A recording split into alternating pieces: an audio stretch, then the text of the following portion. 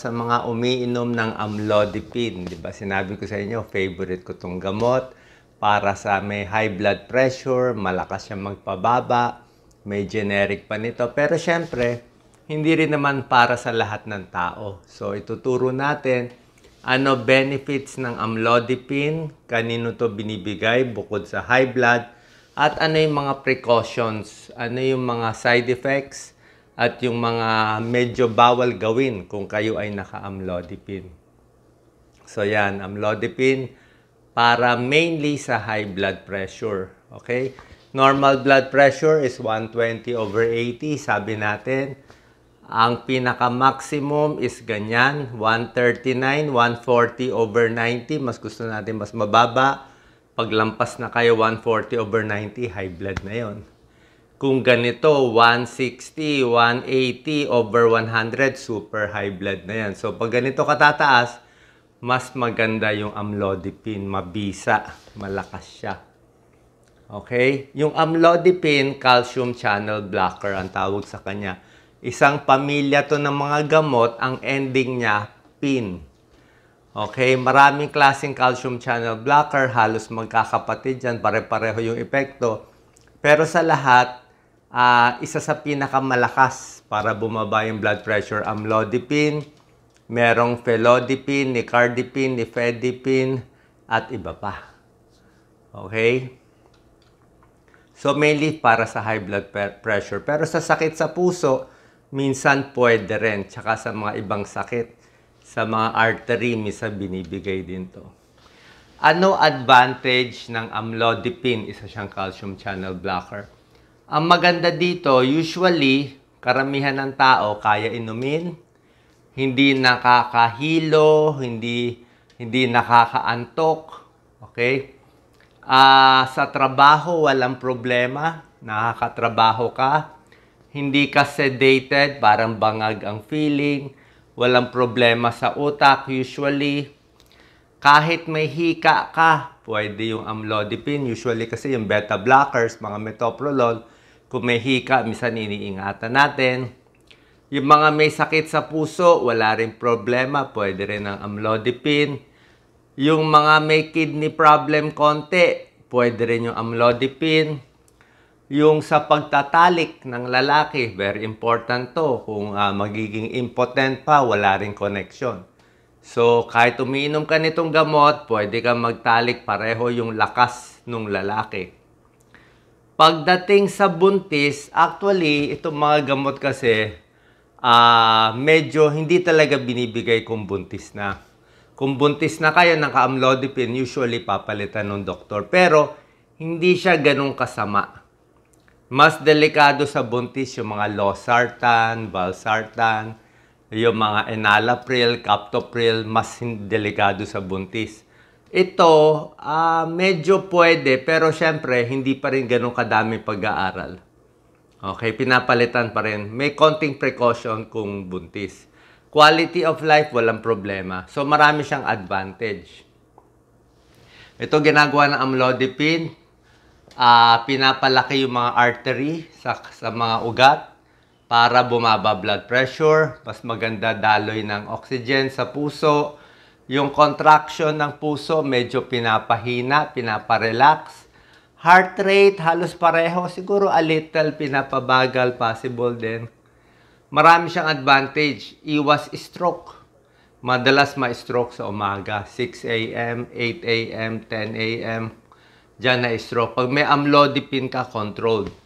Ang maganda sa amlodipine, yung pinaka-epekto niya lalabas within 6 hours to 12 hours. Tapos yung epekto niya up to 24 hours kontrolado ka. Maraming gamot sa high blood, linya ko po to bilang internist cardiologist, daan-daan ang gamot sa high blood. Maraming gamot sa high blood, hindi aabot ng 24 oras ang epekto ng isang tableta. Pero yung amlodipine, rare siya, kaya niya 24 hours protected ka. Yung mga losartan, mga 12 hours lang yon.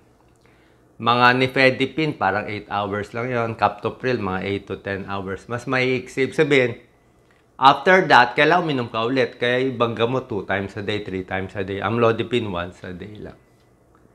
Para sa morning high blood pressure, pwede amlodipine. Tulad na sinabi ko, pag sobra taas ang blood pressure, mabisa amlodipine. Sa nagloloko, fluctuating blood pressure, minsan mataas, minsan mababa, hindi mo alam kailan aatake, maganda, protected ka. Mga may risk factors, overweight, maraming stress, nagkakaedad, ito mga risk factors for high blood, pwede rin ang amlodipine.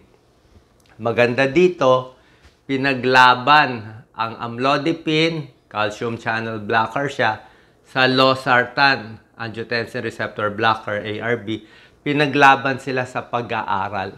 Ano mas malakas? Ano mas mabisa? Okay? Actually, yung sartan represented na ibang sartan, hindi losartan, valsartan. Pinaglaban valsartan, katulad ng losartan sa amlodipine. Sino ang panalo? Panalo amlodipine.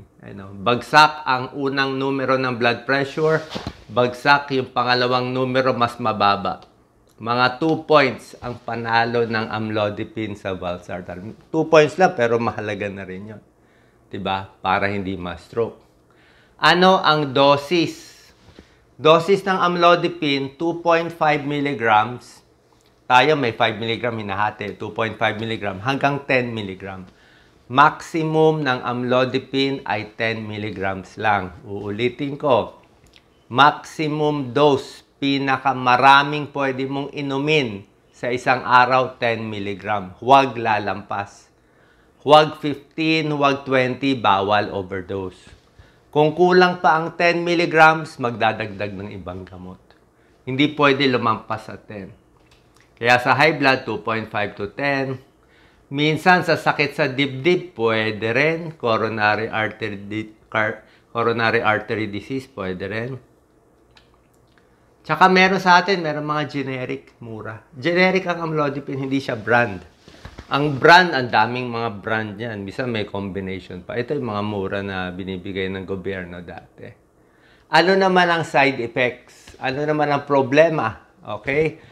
Ang problema lang, dahil nga masyadong mabisa, malakas yung amlodipine, binubuka niya yung mga artery. Sa pagbuka niya, may 3% ng tao nagmamanas. Pero 97%, wala naman nangyayari. So, pag nagmamanas masyado, babawasan yung dosis ng amlodipine. Pag hindi pa nawala yung manas, papalitan ng gamot.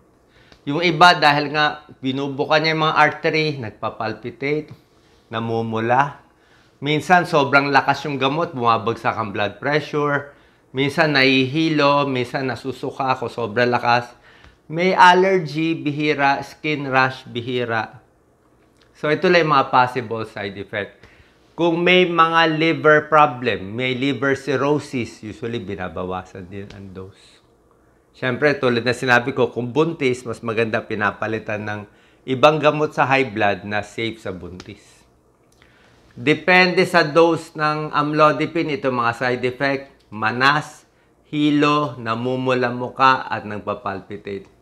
Mas mataas ang dose ng amlodipine, 5 mg, 10 mg amlodipine, mas maraming side effect. Mas mababa ang dose, parang ito. Sa 2.5 mg, 1.8% lang nagmamanas. Sa 5 mg, 3% nagmamanas. Sa 10 mg, 10% nagmamanas. So, depende sa taas ng dose. So, nakita ko sa inyo, napakaganda nito. Kailangan kumonsulta sa doktor ninyo, sa cardiologist ninyo, o sa ibang doktor ninyo. So, amlodipine, usually 5 mg ang dose niya. Pwedeng half tablet lang, 2.5 mg, depende sa taas ng blood pressure. Pag hindi na control, pwede naman dagdagan. Ngayon, ang tanong ninyo, maganda ba generic? Maganda ba branded? Sa akin, depende sa budget. Kung maraming pera, sige, siguro branded gusto nyo. Kung walang pera, okay na generic. Halos pareho naman yung effect eh. So, kahit generic, okay lang. Maganda ba yung combination? Merong mga bagong gamot nakakombine, amlodipine, tsaka valsartan sa isang tableta. Okay din yon, maganda rin yon, kaya lang mahal. Mahal lang. Mahal pag kinombine eh. Diba? Pag single, mas mura. Kaya sa akin, yung mga generic, mas mura. Pag inad-add mo, mas mura siya. So, konsulta sa inyong doktor. Yan po mga pros and cons ng amlodipine. Saan pa nakatulong tong video. God bless.